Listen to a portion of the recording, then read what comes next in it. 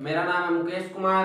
अब हम करेंगे 1.3 प्रश्नावली का प्रश्न नंबर 1। पिछले वीडियो तक हमने 1.3 में जितने भी उदाहरण थे सारे कंप्लीट कर लिए थे। अब इस वीडियो में अपन 1.3 के जितने भी प्रश्न है एकदम फुल डिटेल में करेंगे, एकदम आपको अच्छे तरह एक्सप्लेन करेंगे। ठीक है, तो आप सभी को ध्यान से देखना है, समझ में आए तो भी, अगर समझ में नहीं आए तो भी ध्यान से देखना है। मैं गारंटी लेता हूं कि आपको लास्ट तक एकदम पूरा समझ में आ जाएगा। तो शुरुआत करते हैं। देखो प्रश्न नंबर 1, सिद्ध कीजिए कि √5 एक अपरिमेय संख्या है।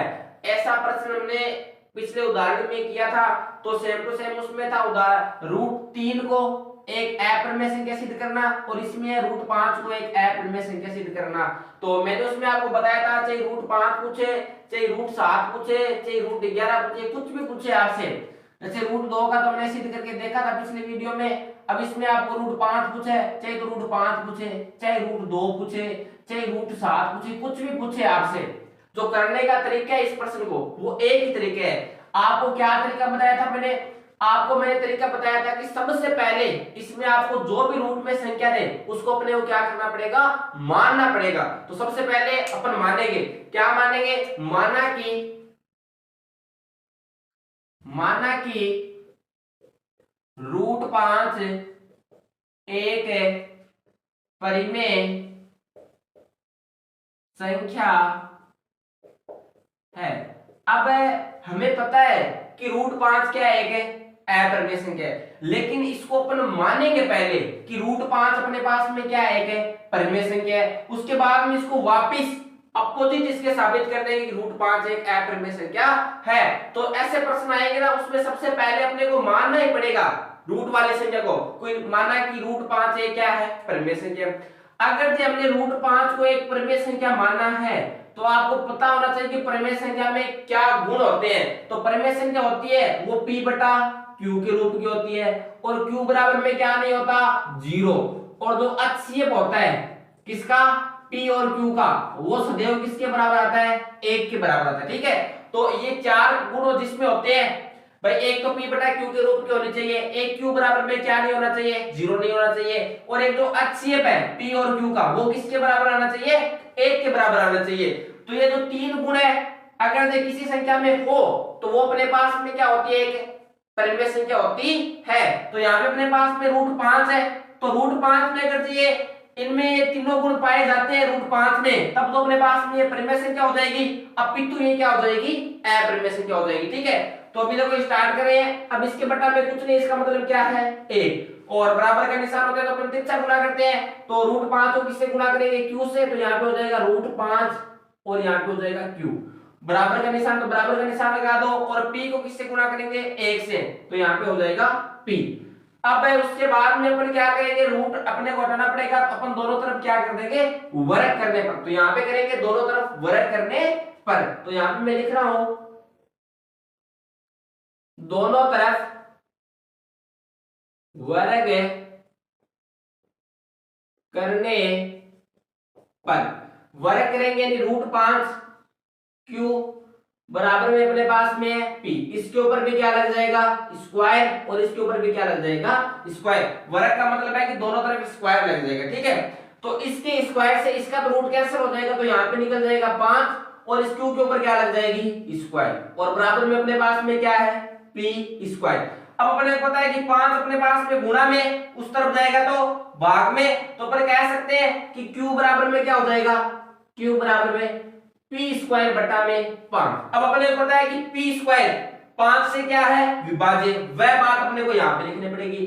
तो यहाँ पे अपन लिखेंगे कि p स्क्वायर 5 से विभाज्य है, तब आगे मैं यहां से कराऊं, तब अपन कहेंगे तब 5b p से विभाज्य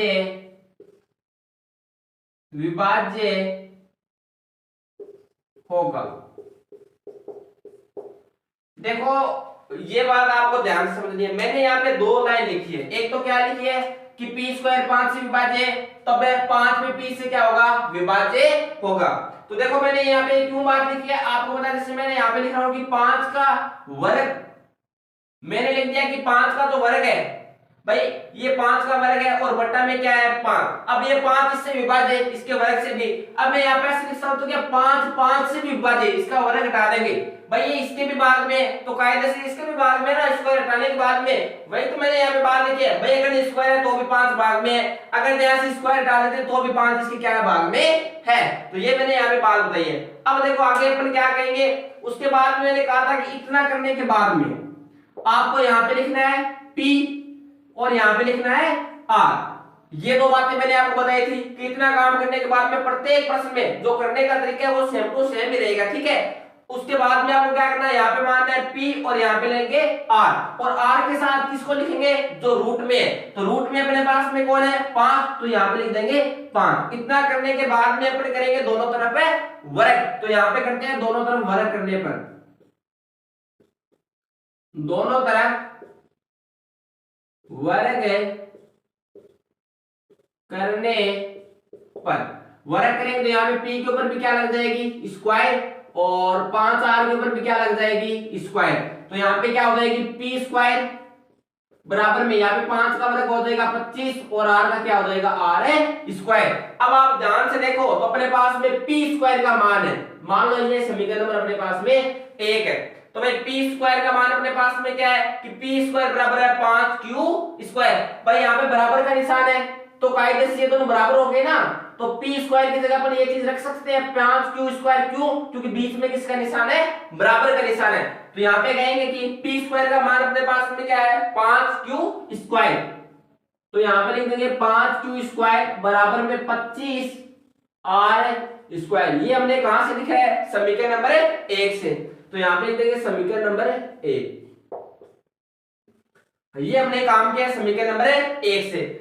अब भाई अपने को पता है कि ये 5 गुना में है, उस तरफ जाएगा तो भाग में, भाई Q स्क्वायर के 5 गुना में है, बराबर से जाएगा तो इस पूरे के बट्टे में आ जाएगा, तो Q स्क्वायर बराबर में अपने पास में क्या हो जाएगा 25R स्क्वायर, और बट्टे में अपने पास में क्या हो जाएगा 5।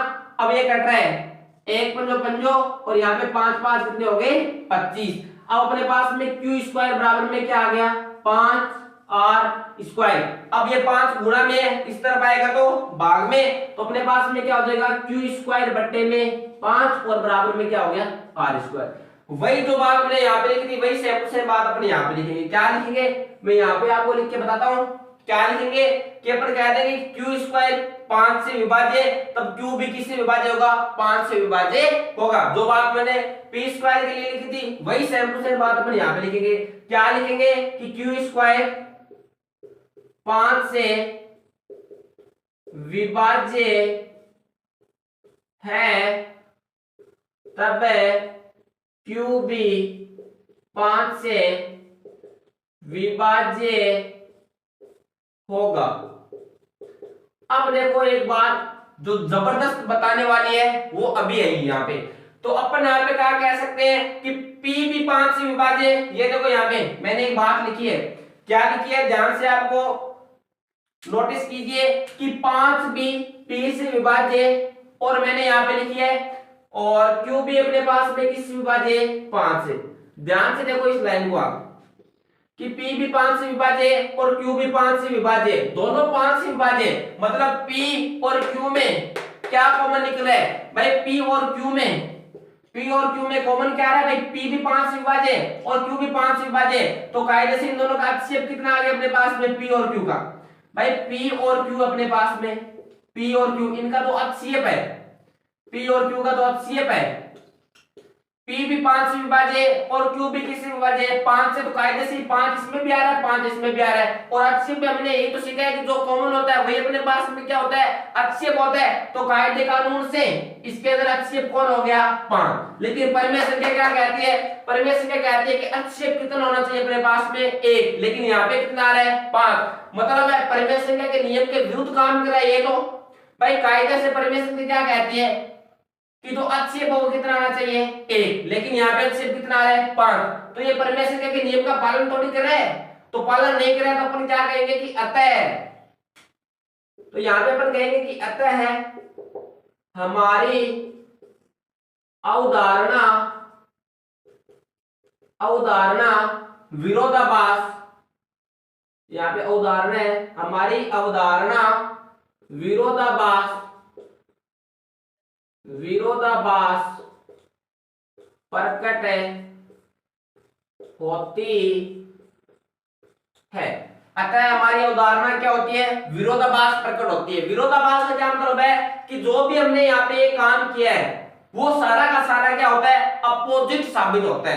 क्या होता है, अपोजिट साबित होता है। इसलिए अपन कह सकते हैं कि, इसलिए अपन कह सकते हैं कि अतः रूट 5 एक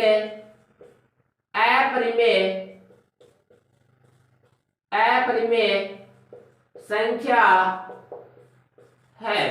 तो इस प्रकार हमने ये पहला प्रश्न पूरी तरीके से कंप्लीट कर लिए और मैंने आपको बता दिए कि चाहे तो रूट 5 पूछे, चाहे तो रूट 2 पूछे, चाहे तो रूट 7 पूछे, चाहे तो रूट में 11 पूछे, कुछ भी पूछे, करने का जो तरीका है वो सेम टू सेम ही रहेगा, सिर्फ रूट में जो संख्या है वो चेंज होती रहेगी। प्रश्न नंबर 2 में बोल रहा है कि सिद्ध कीजिए कि 3 प्लस 2 रूट में 5 एक अपरिमेय संख्या है।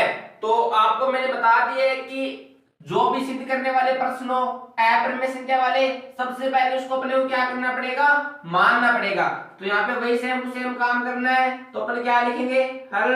उसके बाद में अपन लिखेंगे कि माना कि 3 प्लस 2 रूट में 5 एक परिमेय संख्या, परिमेय संख्या है। अब अगर ये 3 प्लस 2 रूट में 5 इसको हमने क्या माना है, परिमेय संख्या माना है, तो ये किस रूप की होनी चाहिए, तो एक तो ये p बटा q के रूप की होनी चाहिए और q बराबर में क्या नहीं होना चाहिए, 0। इसका मतलब होता है q बराबर में 0 होना चाहिए। और ऐसे एक तिरछी लाइन लगाते इसका मतलब होता है कि p बराबर में क्या नहीं होना चाहिए, 0 नहीं होना चाहिए। और जो p और q का जो HCF होता है वो अपने पास में किसके बराबर होना चाहिए, 1 के बराबर। अगर से इतनी बातों पे ये कारगर साबित होता है ये संख्या, तब तो अपन बोल देंगे कि ये परिमेय संख्या है। अपितु ये क्या हो जाएगी, अपरिमेय संख्या हो जाएगी। तो यहाँ पे अपन लिखेंगे 3 प्लस 2 रूट में 5 बराबर में p बटा q। अब देखो यहाँ पे ये 3 प्लस का है, उस तरफ जाएगा तो किसका हो जाएगा, माइनस का। तो यहाँ पे अपन कहेंगे कि 2 रूट में 5 बराबर में p बटा q और माइनस में क्या हो जाएगा 3। अब ये इस तरफ गुणा में है, यहाँ पे अगर ये वहां पे जाएगा बराबर से उस साइड तो क्या हो जाएगा भाग में। तो ये रूट में 5 बराबर में, ये यहाँ पे गुणा में है तो बराबर की साइड जाएगा तो भाग में ही तो हो जाएगा। तो यहाँ पे p बटा q माइनस 3 और पूरे के बट्टे में क्या लग जाएगा 2। अब आप थोड़ी सा कल्पना कीजिए कि ये अपने पास में पूरा का पूरा बन जाता है p, ये p हो गया और ये बट्टे वाला अपने पास में क्या हो गया q। तो ये एक प्रकार से p बटा q के रूप की हो गई और ये रूट 5 अपने पास में क्या हो गया अपरिमेय। और अपने को पता है कि परिमेय संख्या और अपरिमेय संख्या, भाई ये तो अपरिमेय संख्या हो गई और ये अपने पास में p बटा q परिमेय के रूप की हो गई और ये दोनों कभी आपस में क्या नहीं होती, बराबर नहीं होती। तब अपन यहाँ पे लिखेंगे कि आगे, तब अपन यहाँ पे लिखेंगे कि रूट 5 बराबर नहीं है, भाई अपरिमेय संख्या ये तो, और ये अपने पास में p बटा q माइनस में 3 और इस पूरे के बट्टे में क्या है 2। ये तो होगी अपरिमेय संख्या, ये होगी परिमेय संख्या। तो परिमेय संख्या और अपरिमेय संख्या क्या नहीं होती, कभी बराबर नहीं होती। तब अपन कहेंगे कि यह एक, तब अपन यहां पे लिखेंगे कि क्योंकि, क्योंकि परिमेय संख्या, परिमेय संख्या तथा अपरिमेय संख्या, अपरिमेय संख्या बराबर नहीं होती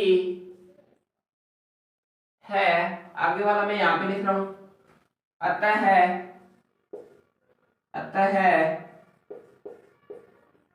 हमारी अवधारणा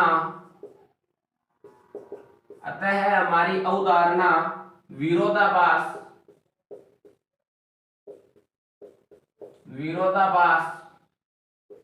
प्रकट होती है। यहां पे भी लिखेंगे अतः 3 + 2√5 एक अपरिमेय संख्या है। तो ये अपने पास में दूसरा प्रश्न पूरी तरीके से कंप्लीट हो चुका है और ये अपने पास में प्रश्न नंबर 1 से छोटा भी था। अब आगे वाले सारे के सारे प्रश्न इसी प्रकार से अपने को करने पड़ेंगे। और आपको पता है कि एक तो अपने पास में इस प्रकार वाले प्रश्न होते हैं जो कि सीधा अपन कह देते हैं कि परिमेय संख्या व अपरिमेय संख्या बराबर नहीं होती, और एक अपने पास में सिंपल सीधा रूट वाला प्रश्न आता है। तो उनके करने का वो तरीका होता है और इन प्रश्नों को करने का ये तरीका होता है। सिर्फ और सिर्फ 2 ही प्रकार के प्रश्न है, बाकी तीसरे प्रकार का कोई इसमें प्रश्न नहीं है। अब एक तीसरा प्रश्न रह गया अंतिम और प्रश्न नंबर 3। तो एकदम छोटा सा ही प्रश्न है, आप ध्यानपूर्वक देखेंगे। सिद्ध कीजिए कि निम्नलिखित संख्याएं अपरिमेय हैं। तो इन संख्याओं को अपने को सिद्ध करके बताना पड़ेगा कि ये अपने पास में क्या है, एक अपरिमेय संख्या है। और मैंने आपको कहा है कि ऐसी संख्या आते ही सबसे पहले अपने को क्या करना पड़ेगा, यहाँ पे मानना पड़ेगा। तो यहाँ पे हम स्टार्ट कर रहे हैं, तो सबसे पहले अपन क्या कर लेंगे, मान लेंगे। माना कि 1/√2 एक परिमेय संख्या है। अब इसको मैंने परिमेय संख्या मान लिया। अब अगर ये 1/2 1/√2 परिमेय संख्या, तो ये किस रूप की होनी चाहिए, p/q के रूप की होनी चाहिए। q बराबर में क्या नहीं होना चाहिए, 0 नहीं होना चाहिए। और जो HCF है किसका, p और q का, वो किसके बराबर आना चाहिए, 1 के बराबर आना चाहिए। ठीक है। अब देखो यहाँ पे अपन क्या करने वाली है कि यहाँ पे अब करेंगे अपन व्युत्क्रम। क्या करेंगे, व्युत्क्रम। अब व्युत्क्रम क्यों कर रहे हैं, व्युत्क्रम करने पर, अब व्युत्क्रम इसलिए करें, अभी आपको समझ में आ जाएगा। व्युत्क्रम का मतलब होता है कि इसको पलटना है, मतलब √2 तो ऊपर चला जाएगा, 1 कहां पे आ जाएगा, नीचे।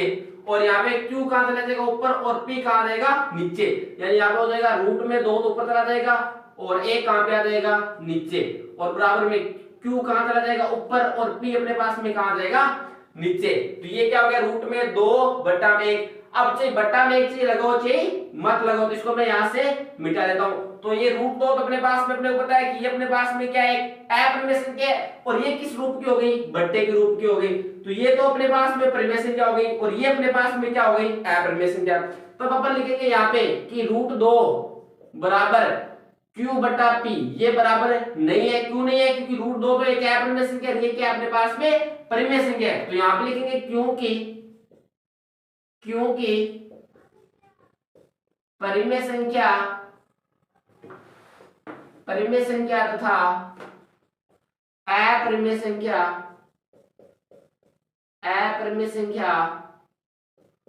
बराबर नहीं होती है, अतः हमारी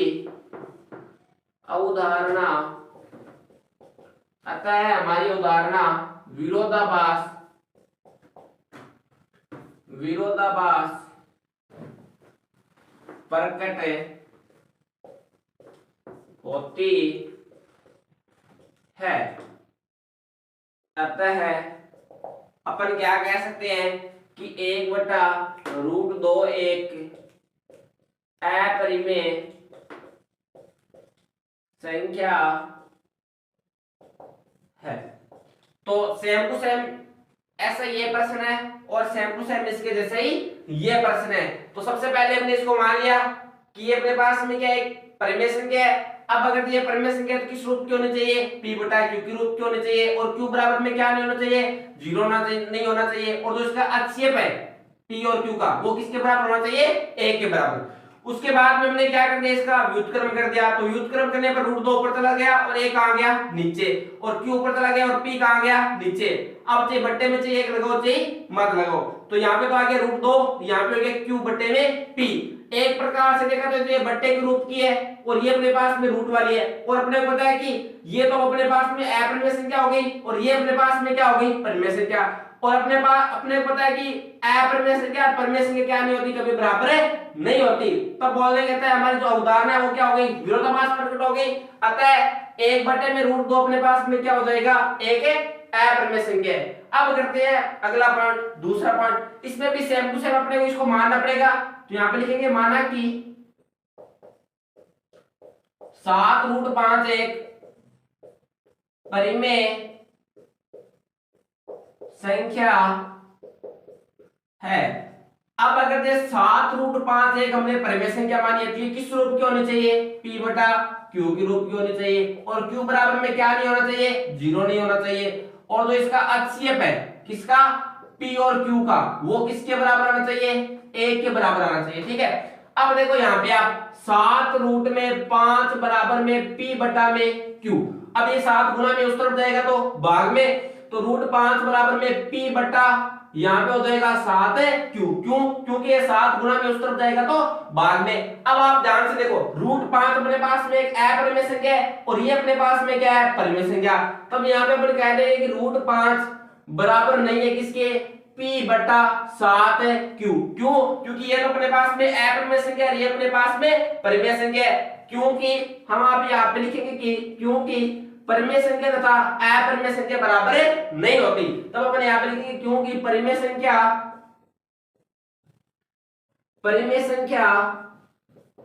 तथा अपरिमेय संख्या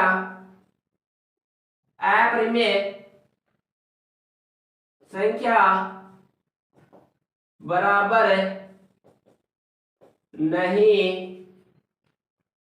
होती है। अब अपन लिखेंगे अब हमारी अवधारणा विरोधाभास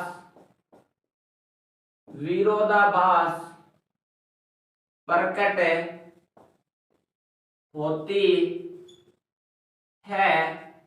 अतः 7 रूट 5 एक अपरिमेय संख्या है। तो जो सेम टू सेम काम हमने यहाँ पे किया है वही सेम टू सेम काम हमने यहाँ पे किया है। और सेम टू सेम काम अपने को कहाँ करना पड़ेगा, यहाँ पे करना पड़ेगा। इसी प्रकार पॉइंट नंबर 3 है। तो सेम टू सेम इसमें भी अपने को मानना पड़ेगा। तो यहाँ पे लिखेंगे कि माना कि 6 प्लस रूट 2 एक परिमेय संख्या है।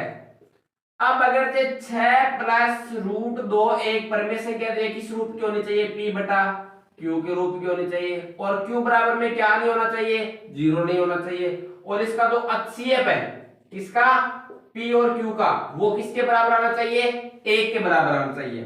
अब देखो मैं इसको एक बार फिर से लिख रहा हूं, 6 प्लस रूट 2 बराबर में p बटा में q। अब अपने पास में ये 6 प्लस का है, उस तरफ जाएगा तो किसका हो जाएगा, माइनस का। तो यहां से अपने पास में क्या हो जाएगा, रूट में 2 बराबर में p बटा q। और ये 6 प्लस का उस तरफ गया तो माइनस का, 6 के बटा में कुछ नहीं तो क्या लगा देते हैं, 1। तो ये रूट 2 तो अपने पास में अपरिमेय संख्या है और ये पूरा का पूरा अपने पास में क्या है, परिमेय संख्या है। अब अपने को पता है कि परिमेय संख्या तथा अपरिमेय संख्या क्या नहीं होती, बराबर नहीं होती। तो ये अपने पास में अपरिमेय संख्या होगी, ये अपने पास में क्या होगी, परिमेय संख्या। तो यहां से अपन चुटकी लगाकर क्या कहेंगे कि रूट 2 बराबर नहीं है किसके, p बटा q माइनस 6 बटा 1 के। क्योंकि यहाँ पे आपको कारण में लिखना है, क्योंकि परिमेय संख्या तथा अपरिमेय संख्या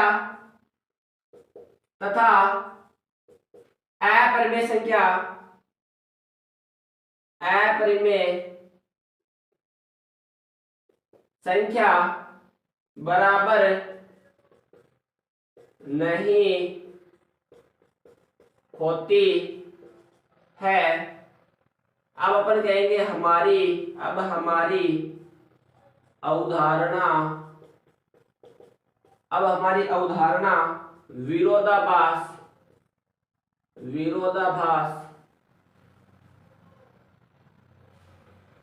विरोधाभास प्रकट होती है।